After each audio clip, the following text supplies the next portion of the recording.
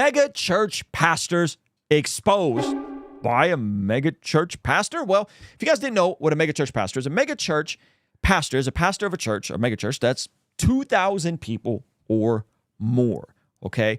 That is the definition of a mega church. And usually mega churches get bad raps. And if you stay something in this video, I'll actually tell you the direction that mega churches are going, which to me, I think is refreshing. I grew up Armenian, Apostolic, Oriental Orthodox, but I surrendered my life to Jesus at a mega church out here, about 5,000 people. And then I joined a church plant about a year into walking with Jesus, and I stayed at that church for 20 years. And then about a year ago, I became a member at Rhythm Church, and that's been our church home. So I've technically only been a member of 3 churches, one of which was a mega church. Okay, my views have changed on this, but this is Josh Howerton. If you guys don't know who Josh Howerton is, he is a mega church pastor. So it was shocking to me that Josh put out a video exposing mega church pastors. Okay, so this was clipped up from Epic Memes. So I'm just going to play it from their video because he played this a while ago. So check this out. Life around megachurch pastors, and I've kept some secrets, but my conscience will not allow me to stay quiet about these things anymore. So here they are, all true stories, names redacted. Hang tight. There's a reason I'm going public with this right now. So Pastor A led 2 different churches of over 10,000 people, and then he quietly stepped down in his prime to help plant a church in a city that needed one. And now instead of speaking at huge conferences, he renovates widows' homes and leads a Bible study for recovering addicts every Thursday morning. Interesting. Pastor A. Pastor A. Pastor B pastored one of the 3 largest churches in America, and then he wrote an international bestseller. He used the money from the book to repay the church every dollar they'd ever salaried him and to launch a group of nonprofits that serve the poor. Okay. All right. Now, this isn't an endorsement of all mega churches or all mega church pastors. However, someone pointed out who Pastor B might be in the comment section. Okay. I will withhold my opinions, okay? Pastor C sets aside a large portion of his family's income to anonymously help families adopt.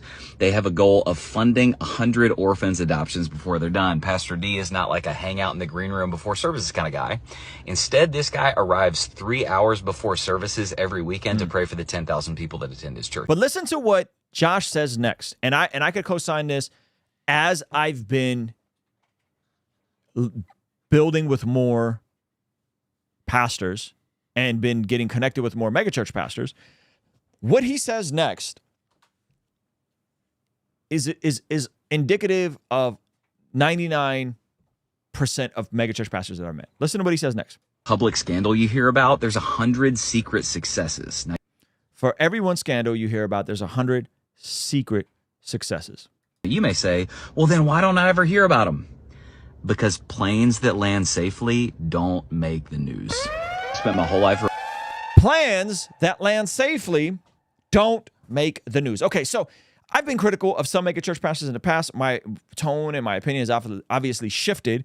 And it doesn't matter who these megachurch pastors are because, by the way, almost all megachurch pastors that I've met usually are exhibiting what he is describing in this video, what Josh is describing in this video. And so here is my opinion is that most, if not the vast majority, 95, 99% of megachurch pastors are actually behind the scenes and doing a good job. I think what happens for us is we hear the worst stories and then we assume that the worst stories makes up the mean or the average percentage of pastors are indicative of the worst stories. And no, those are the fringe cases. Those are the awful tragedies that happen when a pastor falls short.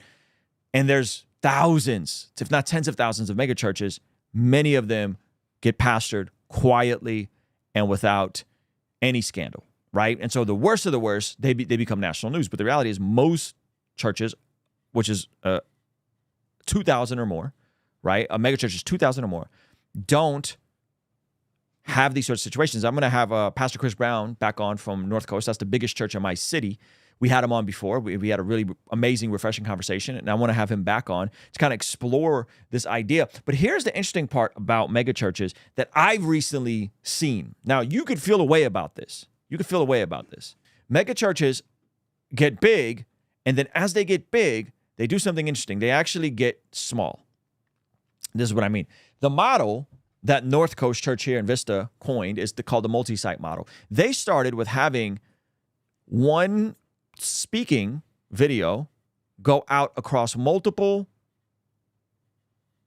rooms on campus with different styles of worship. So you have one main speaker, but every room has different worship. So they got the hymns, they got the gospel, they got the rock and roll church, they got all churches. And so what happens is you're creating smaller churches and smaller communities within a bigger church. So if you're going to a room and there's only 100 to 200 people there, all of a sudden it feels like you're part of a small church. However, that small church then has the resources and the means for quality children's ministry, a pastor that could be there to counsel you, that could be there when you got to go to the hospital, a pastor that can pray with you, a pastor that can disciple you. And so they're big, but because they're big, they have the means and the resources to go small. And I believe this is the future. So I went to it recently, a church, and I didn't understand why you would want to go and watch somebody on a screen. I didn't get it. I was like, this is weird. Why do you want to see someone on a screen? It makes no sense to me, right? Wouldn't you want to be with live preaching? And then I recently went to Mariners Church in Oceanside. My kids did like, what was that called? The summer camp VBS type thing there. And they did a Sunday thing and they wanted us to come. So we went, and there was a speaker on a screen, like a nationally known speaker on a screen. And the way the screen came up was like the screen was like a life size. It was like a real wide screen. It was like a life size. And then they had the kind of the close up shot on the side, but they had live worship, a live campus pastor, and great children's ministry. And what I realized is that, okay, so this feels weird. Like we're all just kind of watching this screen, and, you know, what is going on here?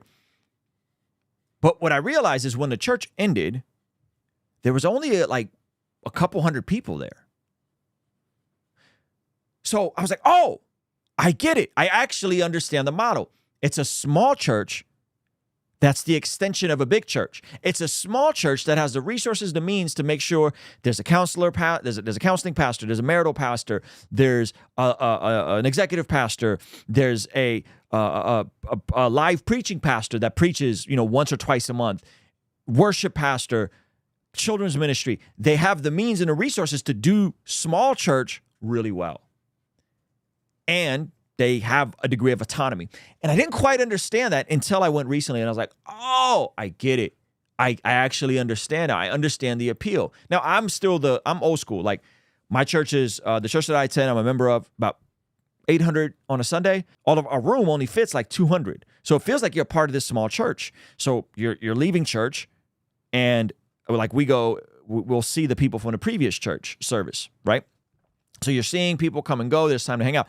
And so there's a tight-knit that we have at our church, but if you think about most mega churches now, they have microsites like that. They're piping in the message 2 to 3 times a month, and the rest of the time, everything else is live. There's a pastor there that's live, and they get to have smaller churches with smaller communities where discipleship, counseling, restoration, healing, children's ministry is happening, but they have the resources of having a big church that they've refined the means. Now, you don't have to like that, but I think it's important to know where these things have gone instead of sliding into a Christian nihilism that anything that's big is bad.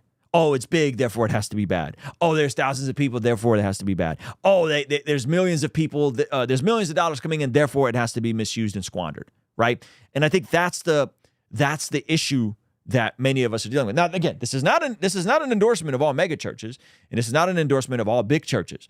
But what I'm saying is, by and large, my experience with mega church pastors and mega churches has been that, and I've seen that, and it's been very refreshing to see that evolution. And so, anyway, those are my thoughts, and I'd love to hear from you guys. Though I think it's a huge net positive, and I think ultimately we want people in churches with community hearing about Jesus and getting discipled. That would be my heart for people, whether they're big churches or small churches. Sounds like what Mars Hill and Mark Driscoll wanted to do. Why not just have a separate church? What is the benefit of doing this aside from having the communal aspect of it? Okay, so this is a great question. Shout out to you, Enigma Deplete. So the difference, in my opinion, is that you have the resources, the means, and the structures and the systems. And if we're going to be honest, usually a really, really, really high-level speaker. So you could have a campus pastor that's okay, but then you're piping in a world-class speaker that's entertaining, that can exegete the scripture, that's a great storyteller, and I think that keeps people coming back. So like Mark Driscoll, we could say what we want about Driscoll and his, shortcomings and all that kind of stuff. What you can't deny is that he's an incredible world-class speaker. We can't deny that, right? And so, so you get the benefits of having a world-class speaker 2 to 3 times a month while having a small church experience with great children's ministry, great worship, and great opportunities for community and discipleship. Does that make sense? So that's the side. Now, by the way, to your point, all the Mars Hills churches ended up becoming independent churches. They all ended up becoming independent churches. Harvest by Greg Glory is a mega church. Thoughts? Yes. I think they do it well. I think they do it well. Thank you for the super chat. I've preached at the young adults ministry. I think they do it really well. Everyone that I've met there is connected and has relationship and has opportunities to have community and or some sort of discipleship path. So I think they do a fantastic job. Guys, I got to get out of here. But before we leave, the Lord bless you and keep you. The Lord make his face shine on you and be gracious to you.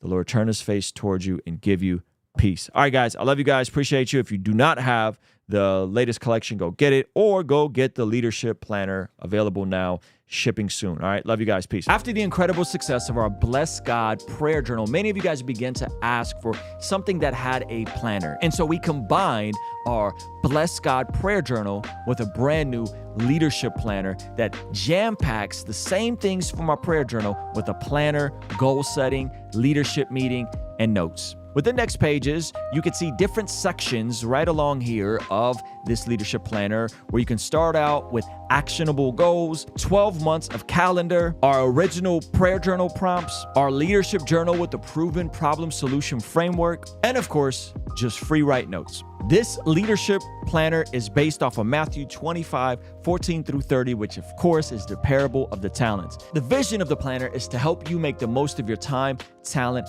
and treasure. Head over to blessgod.shop and get yours today. All right, I'll see you over there. Peace. Ruslan.